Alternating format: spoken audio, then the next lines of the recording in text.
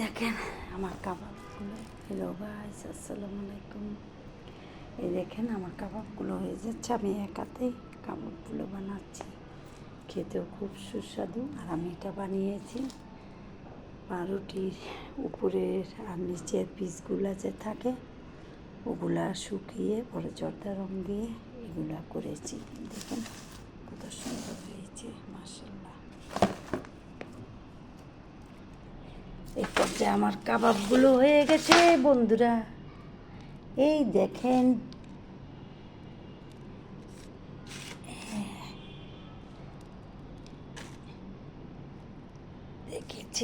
দেখেছেন কাবাবগুলো। এখন এটা ফ্রিজে রাখবো। এটা শক্ত হয়ে গেলে কালকে আগামীকাল এটারে প্যাকেট করব, যেহেতু খালামণিরা নিয়ে যাবে তাই। এই দেখেন কাবাব দেখেছেন, এই সেই কাবাব বানিয়েছি। ভালো লাগলে